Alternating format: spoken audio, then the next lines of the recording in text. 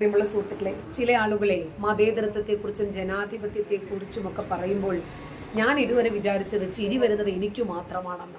അല്ല, നോക്കുമ്പോൾ പല ആളുകൾക്ക് പറയുന്നത് ആരാ? SDPIയും പോപ്പുലർ ഫ്രണ്ടും ഒക്കെ. അരിയും മലരും വാങ്ങിച്ച് വീട്ടിൽ കാത്തു വെച്ചോളൂ, വരുന്നുണ്ടടാ നിന്റെ ഒക്കെ കാലന്മാർ. ഇല്ല, ഒന്നുകൂടെ മറന്നടാ, കുന്തിരിക്കം വാങ്ങിച്ച് വീട്ടിൽ കാത്തു വെച്ചോളൂ. മുദ്രാവാക്യമാരും മറന്നിട്ടില്ലല്ലോ.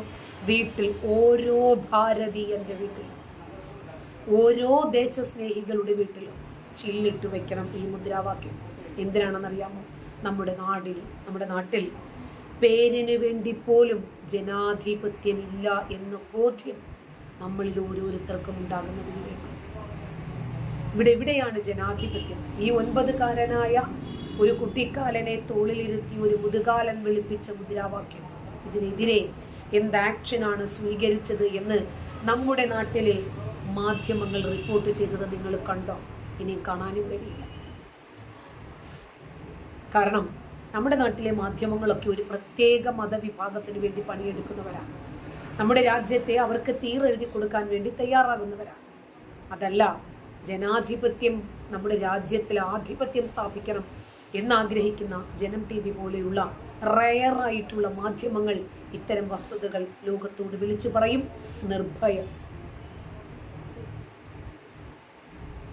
അവിശുദ്ധ കൂട്ടുകെട്ട് നൽകുന്ന സന്ദേശം എന്താണ്? ആരായാലും ശരി, നമുക്കറിയാം ശരി, അത് ശരിയില്ല.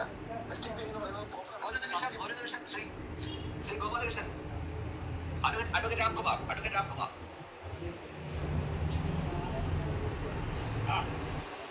ഇവിടെ മതേതരത്വത്തെ കുറിച്ച് വാചാലമായി സംസാരിക്കുന്ന കേട്ടപ്പോൾ വാസ്തവത്തിൽ എനിക്ക് ചിരി വരികയാണ്. കാരണം ആരാണ് ഈ സംസാരിക്കുന്നത്? കാസർഗോഡ് ഭാഗത്ത് അമ്പലനടയിൽ പച്ചയ്ക്ക് കെട്ടിത്തൂക്കും എന്ന് പരസ്യമായി മുദ്രാവാക്യം വിളിക്കുന്നത് മതേതരമാണോ? എന്റെ പ്രിയപ്പെട്ട സുഹൃത്തെ, കുന്തിരിക്കം കത്തിക്കും എന്ന ആലപ്പുഴയില് മുദ്രാവാക്യം വിളിച്ച് പരസ്യമായി നടക്കുന്നതാണോ രാജ്യത്തിന്റെ മതേതരത്വത്തിന് വേണ്ടി നിങ്ങൾ ചെയ്യുന്ന സംഭാവന? പോട്ടെ, ഇപ്പൊ തെരഞ്ഞെടുപ്പ് നടന്ന പാലക്കാട്ട് സുൽത്താൻപെട്ട തെരുവുകളില് EMS നമ്പൂതിരിപ്പാട് മുത്തലാഖിൽ വിമർശിച്ചപ്പോൾ 4 കെട്ടും 8 കെട്ടും നമ്പൂരിയച്ഛന്റെ മോളയും കെട്ടും എന്ന് മുദ്രാവാക്യം വിളിക്കുന്നതാണോ മതേതരത്വം? അപ്പൊ മതേതരത്വത്തിന്റെ പേരില് ഇവിടെ നടക്കുന്നത് എന്താണെന്ന് മനസ്സിലാക്കാനുള്ള പാകതരവും. വളരെ പ്രധാനപ്പെട്ട 3 പോയിന്റുകളാണ് അദ്ദേഹം പറഞ്ഞത്. ഒന്ന്, നമ്മൾ പറഞ്ഞത് തന്നെയാണ്, അരിയും മലരും കുന്തിരിക്കവും. 2, പച്ചക്കിട്ട് കത്തിച്ച് കെട്ടിത്തൂക്കും അമ്പലനടയിൽ. ശരി, ഇത് എത്ര പേര് കണ്ടു, എത്ര പേര് അറിഞ്ഞു, എത്ര പേര് ഇതിനെതിരെ പ്രതികരിച്ചു? 10 കത്തി വാങ്ങി കുത്തി വാങ്ങും പാകിസ്ഥാൻ.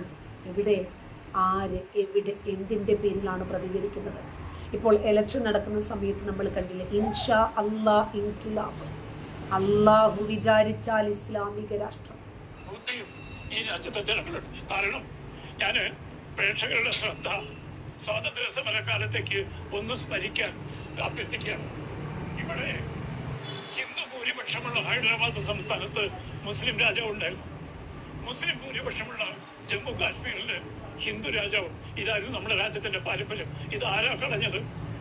ഞങ്ങൾക്ക് ഹിന്ദുക്കളുമായി ഒന്നിച്ച് ജീവിക്കാൻ പറ്റില്ല എന്ന് പാകിസ്ഥാൻ പ്രമേയം പാസാക്കുന്നത് വരെ ഈ രാജ്യത്ത് യഥാർത്ഥ മതേതരത്വം, അതിന്റെ പാരമ്പര്യ മതേതരത്വം നിലനിന്നിരുന്നു.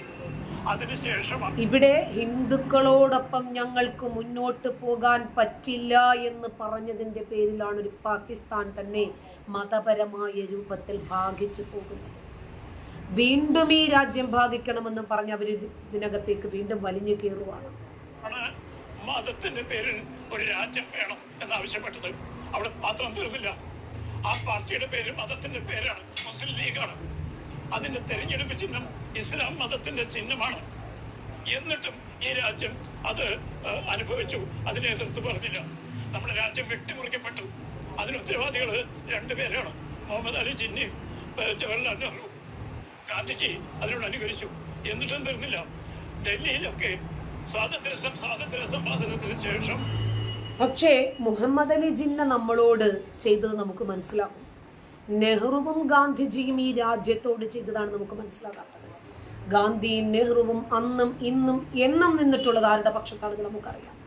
മുഹമ്മദ് അലി ജിന്ന അന്നും പറഞ്ഞത് ഇതൊരു മതേതര രാജ്യമാകുന്നതിനേക്കാൾ എനിക്ക് ഇഷ്ടം ഹിന്ദു രാഷ്ട്രമാകുന്നതാണ് എന്നാ പറഞ്ഞത്. പക്ഷെ അന്നും അംബേദ്കറിനെ പോലെയുള്ള ആളുകൾക്കൊന്നും അത് താല്പര്യമുണ്ടായിരുന്നില്ല. ഇത് മതേതര രാജ്യമായിട്ട് തന്നെ നിലനിൽക്കട്ടെ എന്നാണ് അവർ ആഗ്രഹിച്ചത്.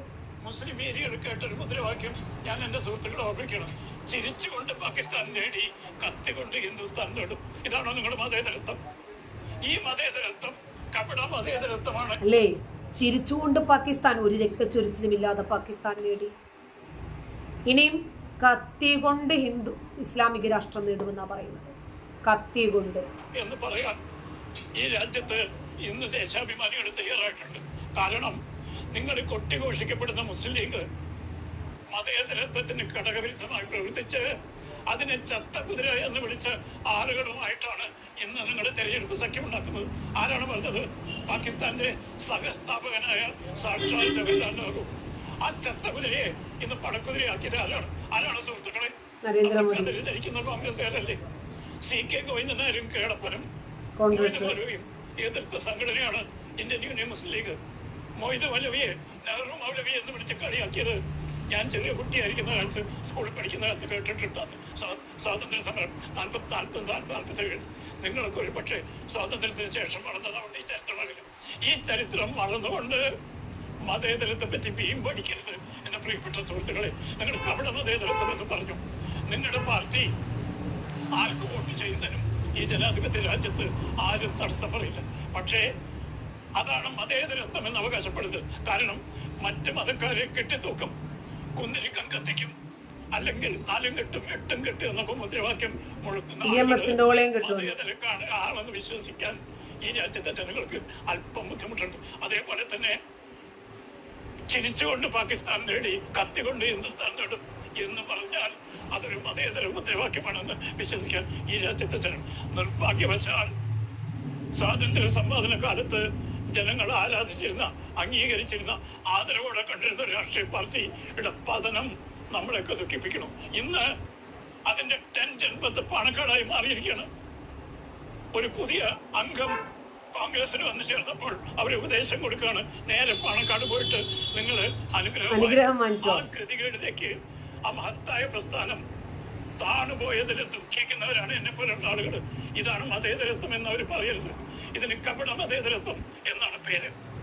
കാരണം ഇന്ന് ഇന്ത്യ രാജ്യത്ത് മതത്തിന്റെ പേരിൽ ഒരു പാർട്ടിയും മതചിഹ്നം അടയാളം ഒരു പാർട്ടിയും ഒന്നേ ഉള്ളൂ. ആ പാർട്ടിയുമായിട്ടാണ് ഇന്ന് ഇന്ത്യൻ നാഷണൽ കോൺഗ്രസിന്റെ ചരിത്രം പരിശോധിച്ചാൽ ആർക്കും അത്ഭുതമില്ല. മഹത്തായ ആ പ്രസ്ഥാനം ഇന്ന് പതനത്തിന്റെ പക്കത്തിനാണ്. കാരണം എല്ലാ സ്ഥലത്തും എനിക്കും എന്റെ ഏമാനും 1000 രൂപ ശമ്പളം പറയും പോലെ സ്വന്തമായി അസ്തിത്വം നഷ്ടപ്പെടുത്തിക്കൊണ്ട് ഉത്തർപ്രദേശിൽ സമാജ്വാദിയുടെ അനുഗ്രഹത്തിനും 4 കെട്ടും 5 കെട്ടും വേണ്ടി വന്നാൽ EMSന്റെ ഓളയും കെട്ടും. മറക്കരുത്.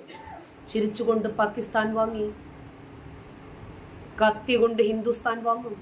അല്ല ഹിന്ദ് അവര് ദേശീയ ഗാനം വരെ ഉണ്ടാക്കി കാത്തിരിക്കുക, ദേശീയ പതാക വരെ ഉണ്ടാക്കി കാത്തിരിക്കുക, ഇസ്ലാമിക ഭരണഘടന ഉണ്ടാക്കി കാത്തിരിക്കുക.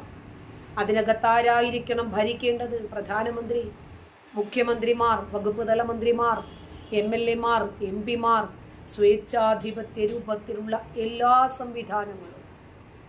ജനാധിപത്യത്തിന് സമാന്തരമായ ഒരു മത ആധിപത്യം, ഇതെല്ലാം അവരുടെ അജണ്ടകളിലുണ്ട്. പക്ഷേ 2047 പ്രധാനമന്ത്രി പദം അലങ്കരിക്കേണ്ടുന്ന ആളുകളൊക്കെ നരേന്ദ്രമോദിയുടെ മികവും കഴിവും മികച്ച പ്രകടനവും രാജ്യസ്നേഹവും കാരണം ഡയപ്പറിൽ തീഹാർ ജയിലിൽ കിടന്നു മുള്ളുക. നന്ദി.